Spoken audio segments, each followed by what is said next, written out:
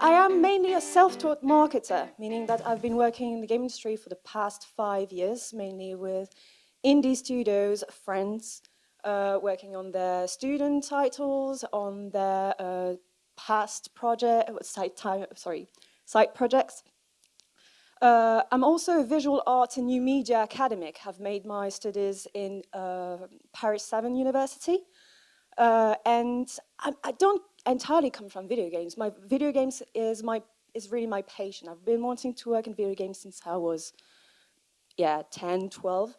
And the thing is, why did I decide to be a marketer?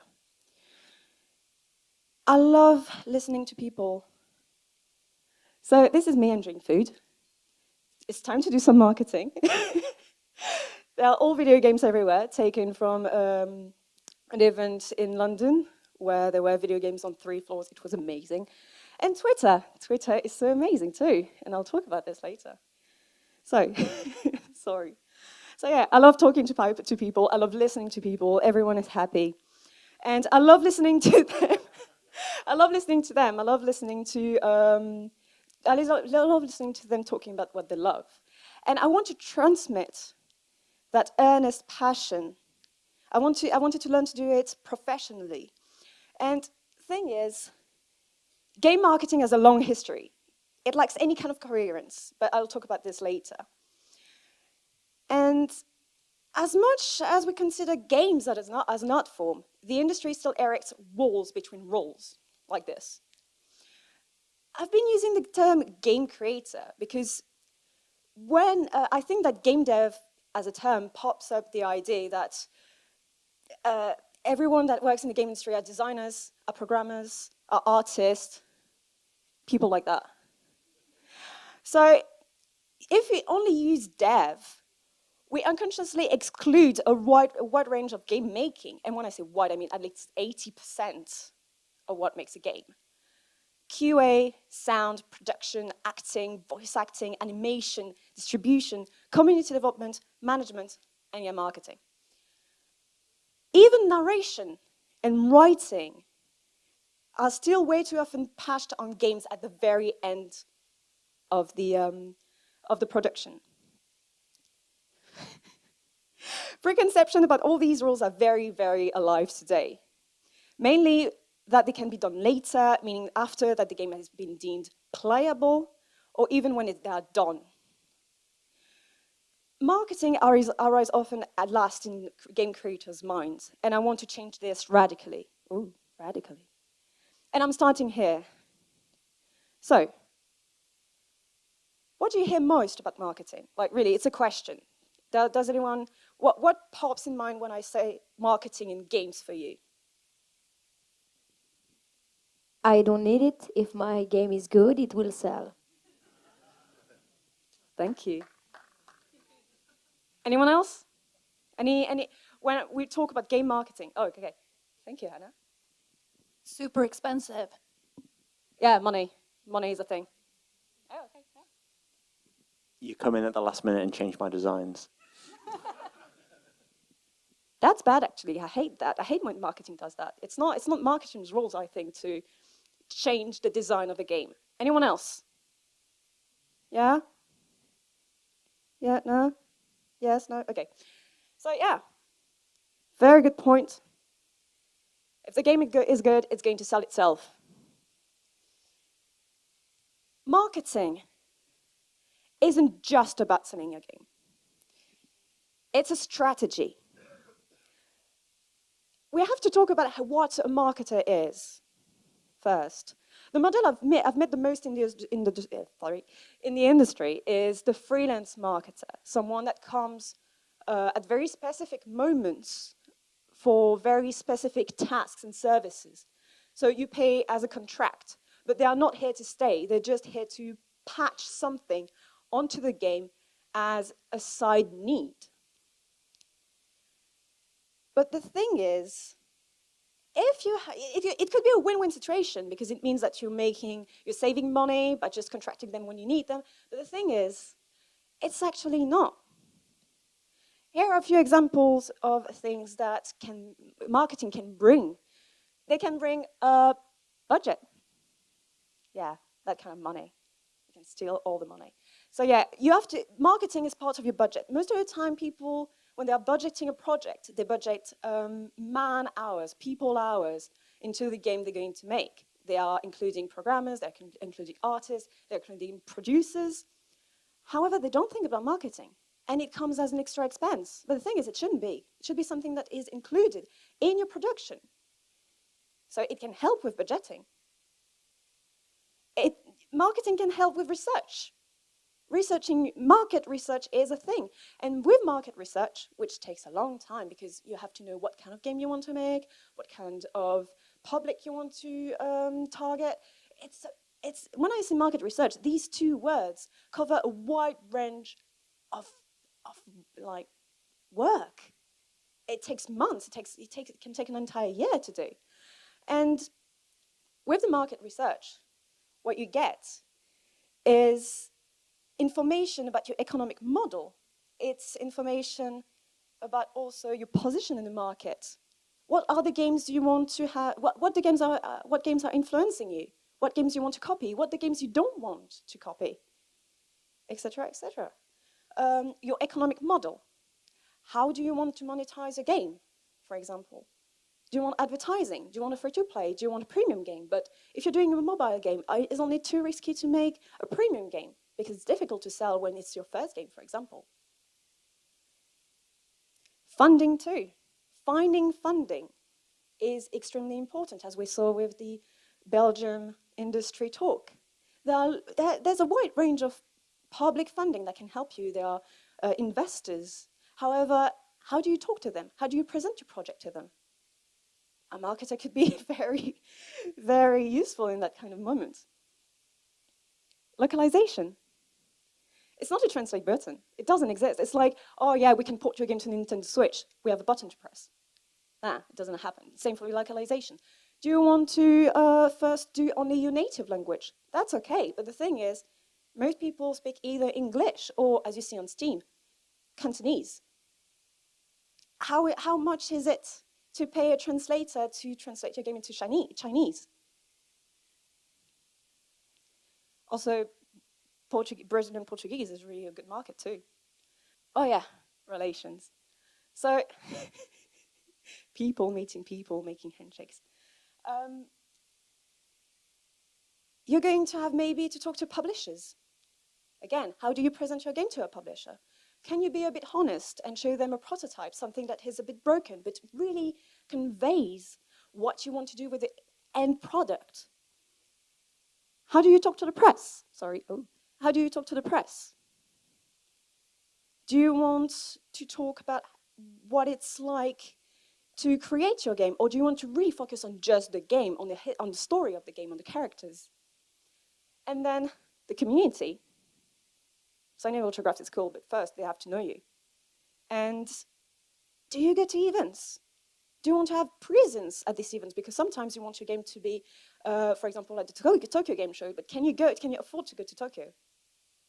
There are funds, there are business funds, public funds, to send people away to the big festival in Brazil, to PAX, all the PAXs, all of them, in the US.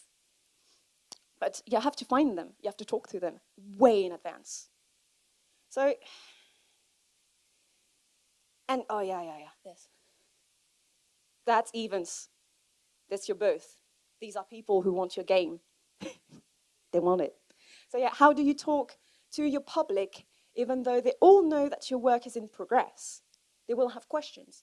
When is your game available? What platforms will they be available? Are you going to choose to have your game on itch at first for a closed beta?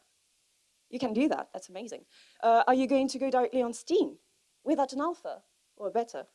Are you targeting PlayStation or Microsoft? These questions have to be answered as early as you can because you'll need contacts to talk to. Because behind every step of the way, there are people to talk to, and it can take time to actually have an answer, and things change all the time. Assets. I'll come back later in this in the talk, but you have to have so many assets. one of the first games I launched was on the App Store, Apple. And what happened was that it took me a week, as much as my press list thing, to actually get the image format right for the App Store, because it's such a unique image format. A week. I clicked. The thing is, I had programmed the launch on the App Store, so we had the build downloaded, everything was ready to go. It took Apple nearly 2 weeks to come back to us and tell us if we could launch or not. The thing is, the format was still not right, because we couldn't make people, we couldn't have hands on the trailer. We couldn't show the product, we couldn't show an iPhone. And then we couldn't mention on the game page that the game was available elsewhere. So we had to change everything. But by the time we changed everything, the game was launched. Because I forgot to reschedule the launch. That was amazing. So yeah, assets, don't underestimate assets. They can fuck up everything. F-bomb. Thinking about marketing is thinking about your game, as a finished product. Your game idea will be widely different than the game you will be ending up with. And no one knows what it's going to be like. However, marketing allows you to think of your game when it's going to be released. Again, your target audience, again, who you want to talk to. And it's going to end up as a beautiful Frankenstein monster of an experience for all the experience of the people you're working with. It can anticipate so many needs, even for the development of a game. For example, I was an intern last year at a Montreal studio, and I was there for 5 months. The game had been on development for the past 3 years. And when I arrived, I asked a simple question. What is the goal of the player? After my 5 months, I still don't know the answer. How do I, as a marketer, motivate the player to finish the game, to even start it, when I don't know, or even the team doesn't know why the player is playing? It can be nihilistic. It can be nihilistic, really. It can be, because life is shit and nothing makes sense. But you have to say it. It has to be clear for everyone on the team. Otherwise, no one knows what they're working for, like me. And I had to write text, persuading everyone that the game had meaning, even if it was about having no meaning. Yeah, you understand. The game informs marketing. Marketing informs the game. All the data from the market research informs the game because it's going to influence how you develop your game. It's going to, from this moment you start developing a game, 3 years can pass, 5 years. The market changes.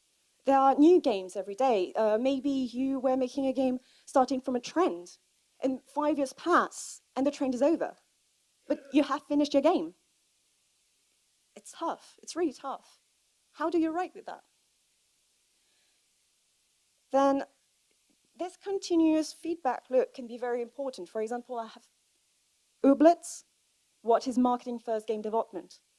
It's a public Patreon post. One of the Ooblets, the maker, wrote about their game. Who knows Ooblets in the room? Okay, so it's a Pokemon, very gifable game with some dances, some really cool light game. It's really nice. You should check it out. And the thing is, I don't know how long it's been developed, for a long time.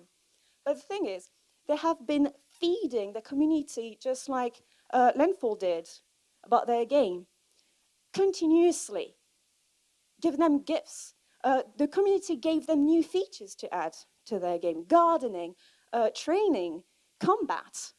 All of these things started growing a game that is amazing today, but they're still doing it. Breathing life into dead cells. Who knows dead cells? Yeah, way more people. Hey, friends. So the thing is, dead cells. X-Motion Twin marketing manager Steve Philby shares how the studio used streamers, press, and events to build a successful early access launch and an even more successful multi-platform debut. Thing is, what they did. So there's you should really read those. So it's Game Industry Bears and the Patreon. Oops, sorry. Still Philby left the studio for a weekend. No one should work on the weekends, but he left the studio on the weekend. When he came back, the game came from a tower defense to a Metroidvania in 3 days. How stressful it is when you have based your entire strategy in selling a tower defense game. You had to change everything. So I'll talk again. I have a lot of advice to give you at the end of the talk. But yeah, like, keep your marketers in the loop. It changes everything. It changes the entire positioning. It changes the influences. It changes the way you talk to your audience. It changes the niche. I'm not going to talk about tower defense the way you talk about Metroidvania. Like, there's Metroid in the game. You want people who know Metroid, things like that. The slow, strange death of the demo. I just wanted the title, actually. But it's an interesting article, too. The underrated question of the demo. Even nowadays, we don't have that much public demo. We have beta, closed beta, we have paying alphas. We have a wide range of ways to test games before they are finished. However, you should all have a demo of your game. Not because you're going to show it to your public, but because you have to show it to publishers, you'll have to show it to partners, you'll have to show it to business partners, you'll have to show it at events. And how do you do a demo? The demo should be a statement of what you want your end product, your end game to look like, to feel like, to be playable. And the thing is, a demo has very specific requirements. You need a reset timer. You need a start screen to be sure that the game is at the beginning of the demo. You need an end screen with a call to action at the end saying, hey, tweet about us. Add your email to our newsletter. You need your demo to be more than interactive. You need the demo to be a gateway to your game for your players when you're at events.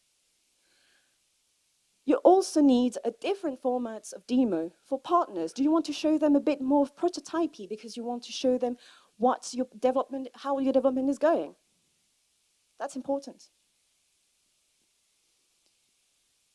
And marketing goes beyond one game. I've been talking about marketing on a game, but the thing is, marketing is about your studio. It's about how you work. It's about coherence. I said that game marketing history has no coherence because we don't talk a lot to each other. We're not that many, but we don't talk to each other a lot.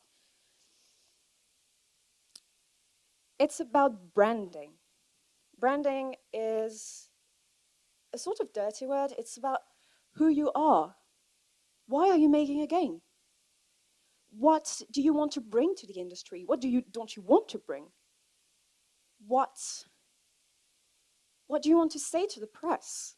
What don't you want to say to the press? There's very secretive studios. The Bethesda.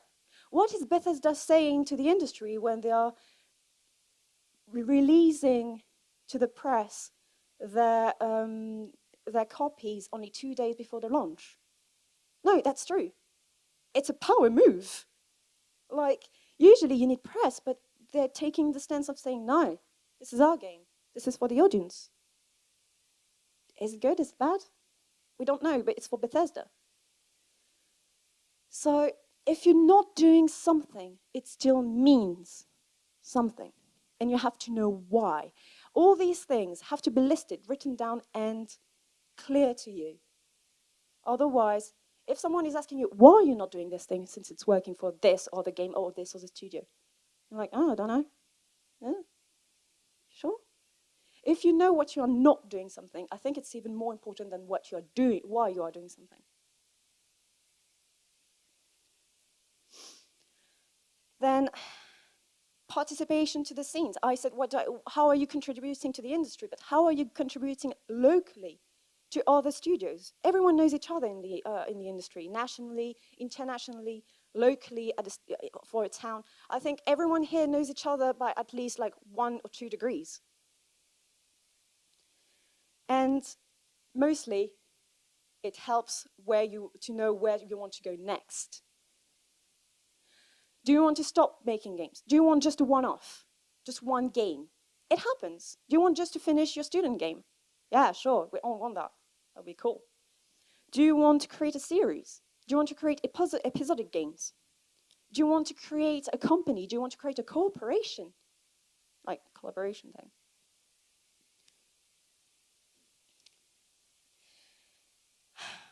Now to come back to the beginning. Yeah, that's your choice, it should be clear. Yeah, I always forget that. Yeah, the future isn't certain. Be ready to be flexible. And marketing allows you to have that flexibility with clarity. Marketing is ever changing. There are no guaranteed results, whatever the work you're putting in. That's super, super scary. It's scary for us too, marketers. Because we can work as much as we want. One thing can ruin our entire strategy. I worked, so my App Store game I told you about. Well, the other launch was weird. We did a Steam launch afterwards, a year after. And I was sure that my calendar was right. I had put all the games that were releasing that month. And I was like, okay, the 30th of September, I'm sure it's going to be good. There's no AAA, nothing, no events. It's going to be great. We're going to have at least a bit of, space to talk about. The beginner's guide was announced 24 before my game. The beginner's guide. I don't know. Does anyone know the beginner's guide in the room? Okay, half the room. It's made by the creator of the Stanley Parable. Yeah, I hear some. Yeah, exactly. So it's a big indie guy, okay? And I was like, I'm little indie guy. So it was terrifying for me because in one announcement, 24 hours for a strategy I had planned for 2 months, everything goes down. And I had to cope with that. Happens.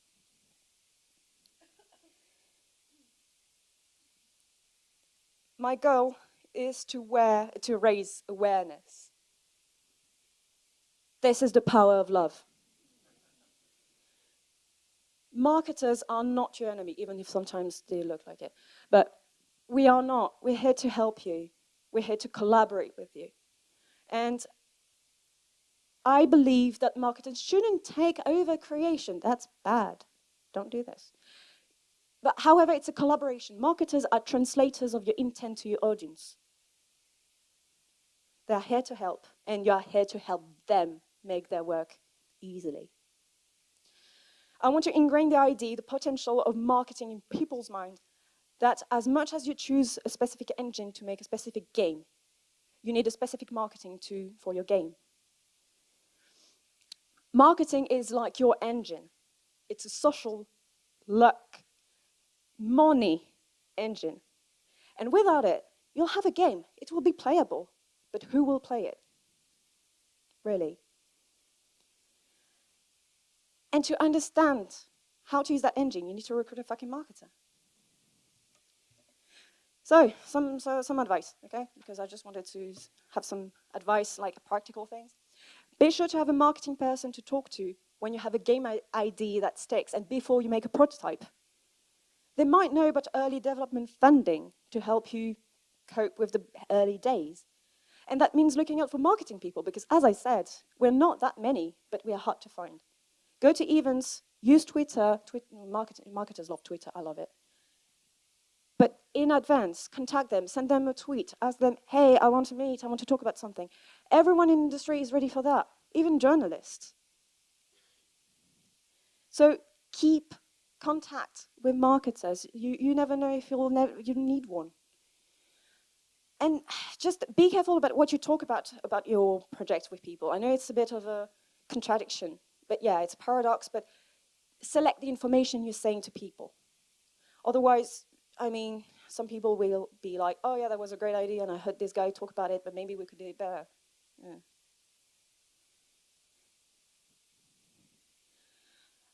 Once you have a marketer, keep the marketer in the loop about what's going on.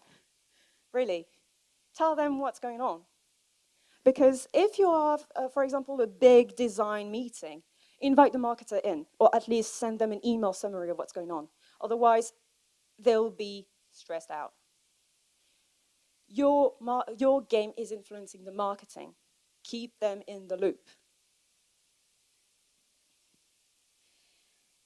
Then, oops, sorry.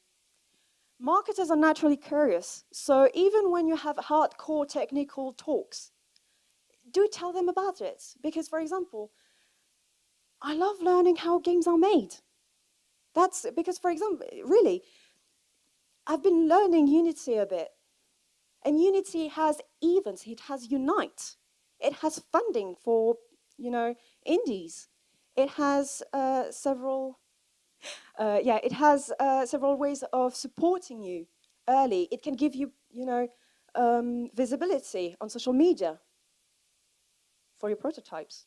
That can be cool. And yeah, there are several tasks you can do without having a marketer that's already marketing. It takes time. It takes a lot of time because you're not a professional marketer. However, if you start it, once you have one to work with, it will make your life way easier. Oh, no. Sorry. So I was talking about the stock assets. Take screenshots of your game. Record videos of your game, raw videos that afterwards you can make GIFs of. Start talking, choose a channel, a social media you're comfortable with to start talking about your game. Reddit, Imgur, Facebook, Twitter, any kind of social media you're comfortable with where you know you want to grow with, because you have friends, you have social media friends, and they're socially hyped about what you're doing. So start learning how you can action that, use that. Even stream yourself developing. There are people who like seeing other people work. I don't understand, but yeah, it's a thing. Don't forget to record your streaming. Don't trust Twitch to record all your stuff. That can be important, and that's a lot of technical stuff to learn. Be careful about the press list. So a press list is a list of journalists you want to contact. Now there are GDPR regulations. You cannot just scout the web to stalk for emails. That's not good, even if it's what I used to do, because it's not GDPR compliant.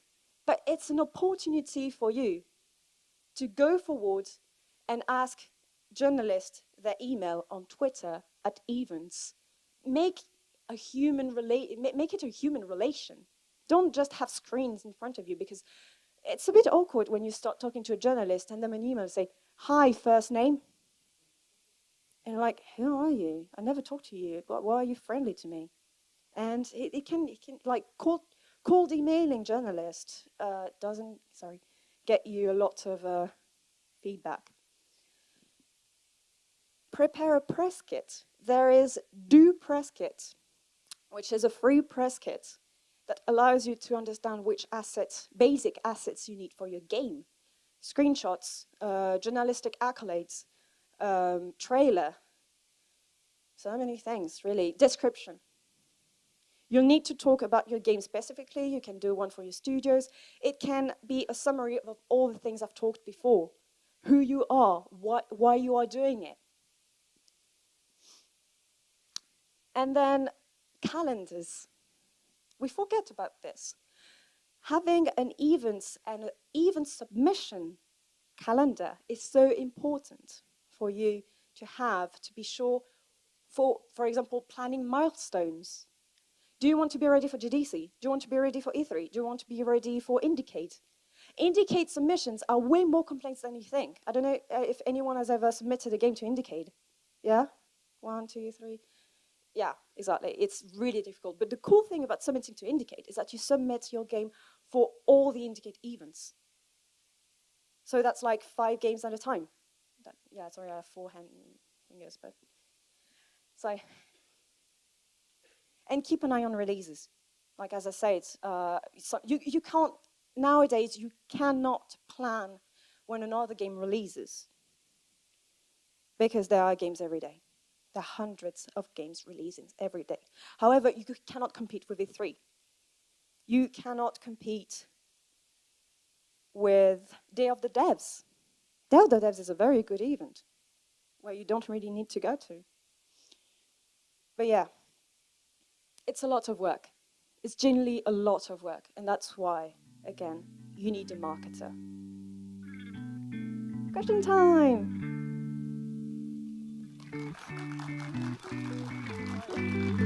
Thank you, sorry.